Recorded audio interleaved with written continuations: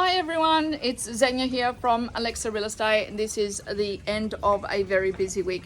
It's Friday night, and I'm finally home. I've been driving all day, taking pictures of properties. It's actually been a very busy week, and I am glad to be home. This is actually my happy space. Have a look at this. This is actually my aquaponics system, or should I say my husband Angelo's aquaponics system, because he actually made it. But I'm growing my plants in this one, so I am a plant enthusiast. That's my actual hobby that I do in the background, and I am growing a lot of my philodendrons and stuff in here that I have. I would say cuttings. They're not really cuttings anymore. Some of them are actually pretty big. These things here, they're maiden hair ferns. They just grow by themselves. They actually just sprout. I think they're Australian native, and they just sprout from everywhere. They're self-sprouting from everywhere. So I've got a lot of commercially rare plants in here growing, and I've got fish. So there are fish in there. The fish actually feed the plants or fertilize the plants, so it's all self-fertilizing, and then the plants filter the water for the fish. So it's a perfect little ecosystem, and I absolutely love it. I just love sitting out here. You can hear the water running in the background through the aquaponics system. It is just a superb place. And I'm actually really grateful that I've got this. I'm actually really grateful that Angelo actually let me use this one. He's got two other ones at the back. That's for another time.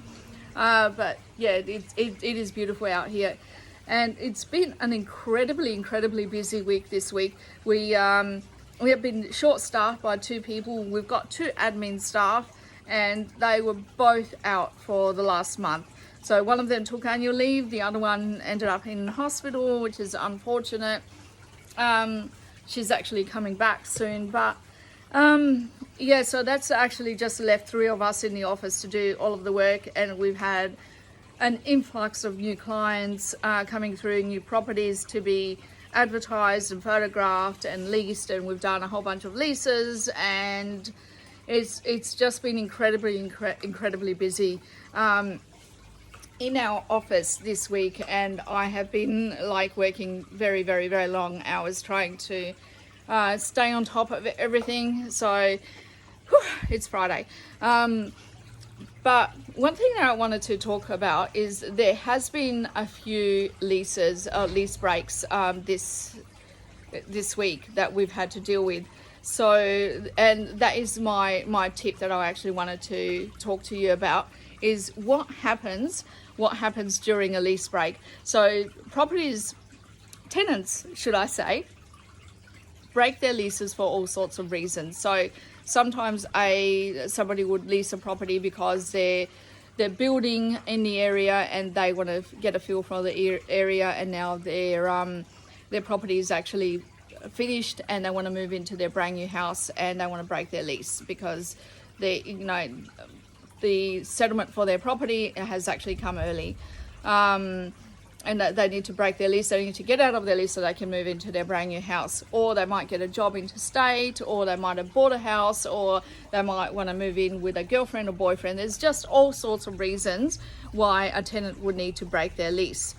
Now, a lease agreement or a lease contract is just like any other binding contract. They've actually entered into a contract saying that they're going to pay $500 a week, say, for 12 months. So if they're breaking that contract, that means that the landlord can claim losses on that contract, and they need to claim financial losses against the tenant. So that's basically what it is. And there is a formula, and the tenants are actually liable to pay for lease break charges, vacancy costs, they pay for advertising, and they pay for agency fees, letting fees to relet that property.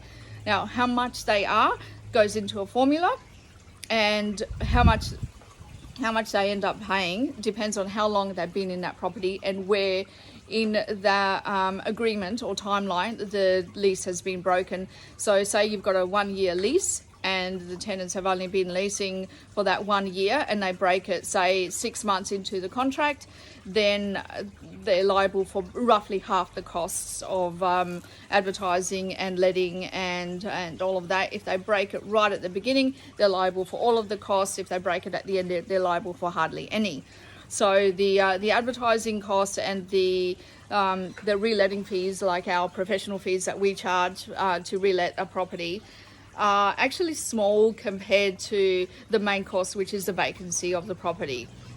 So, and this is where the landlord has to show that they're actually mitigating losses, or their agent, who's acting on behalf of the landlord, has to show that they're mitigating losses against that rent loss that the landlord is liable to charge the tenant, or the tenants are actually liable for, should I say.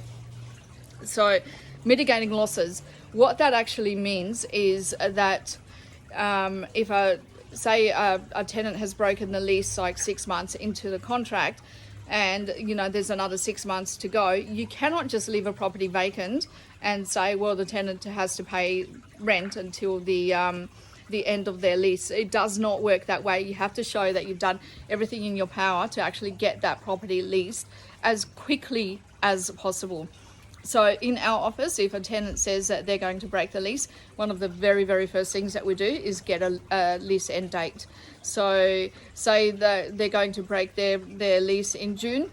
We want to know when in June. So is it the 3rd of June? Is it the 30th of June? Is it the 15th of June? Like when are you going to actually have that property available, and when are you going to move out? We can't advertise it without that date. Because imagine if you were a prospective tenant that is coming through, the first thing that you're going to want to know is when is this property available? When can I move in? When can my lease now start? So we need the lease start date for the next rent, for the next tenant to advertise that property. So once we've got that, then we put that property on the market and start showing people through, most of the time before the tenant leaves. So as a property manager, I need to do everything in my power to get that property relet as soon as possible, so that vacancy rate is going to be mitigated for the tenants. The landlords are obligated by law to mitigate losses before they can charge the tenant any kind of vacancy costs on that property. And I can't think of a single situation where a property would stay on the market for long periods, or months, without it getting rented. So really, in reality, it's only 3 to 4 weeks really that you can actually charge a tenant, and if it's any more than that, it will get questioned. It will get questioned by SACA. It will be questioned in court. It would actually be questioned why you're charging the tenant that much vacancy costs when it needs to actually be rented pretty quickly, especially in this market.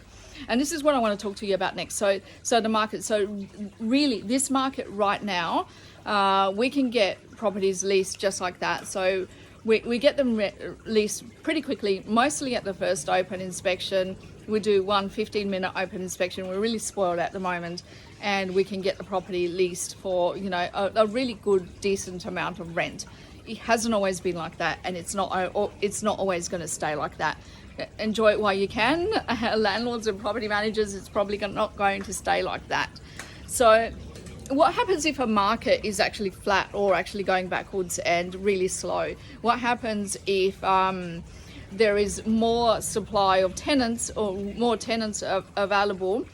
Or should I say, what happens if there are more properties available than tenants, and the property is going to stay on the market for a long time because the tenants are actually looking for cheaper properties, and the market's actually going down and down and down. We've seen that before. That's what it was about 10 years ago, and it's probably going to be like that again. So what happens in a down market?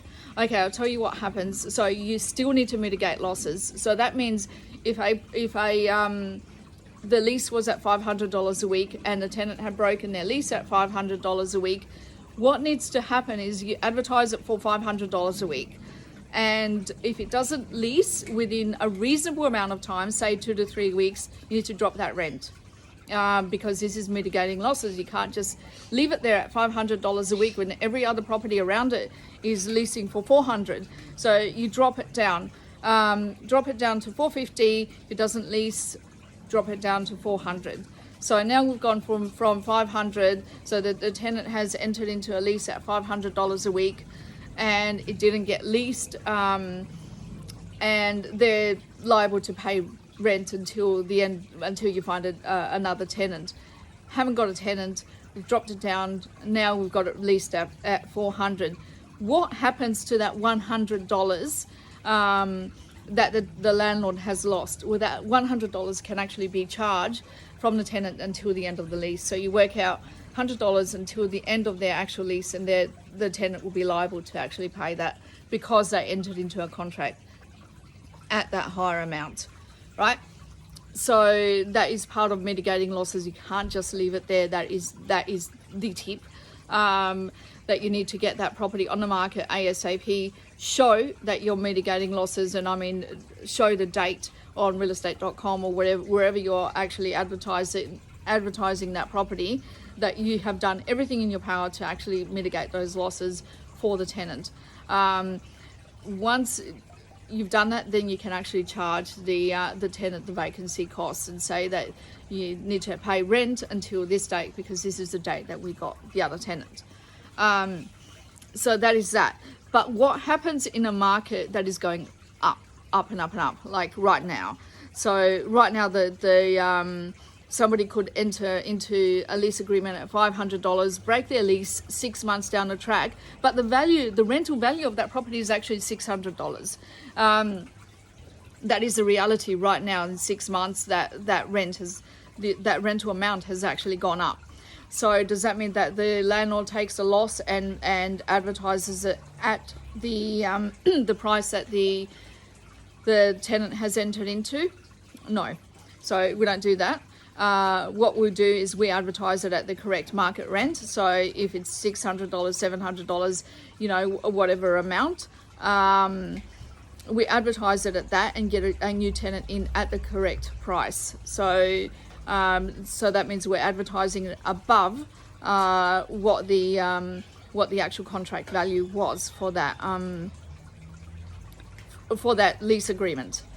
And once we get it rented, what happens is it's in reverse. So instead of the tenant owing the landlord, now the landlord now owes the tenant. You've got to actually calculate that difference between, like, that $100 difference between what you got it leased for and until the end of the tenancy. That actually belongs to the tenant if you are charging them break lease costs. So as a good property manager should actually be able to work out the lease break cost charges, so the charges of the letting fee, the advertising fee, all of that. And if that is actually lower than what you have to give the tenant, if you actually achieved a new lease agreement above what they're paying, if that is less, then you don't charge them any lease break charges at all. You actually charge them until the time that they give back their keys. I'm hoping there's a lot of information in this video. I'm hoping that all makes sense. There's a lot to unpack.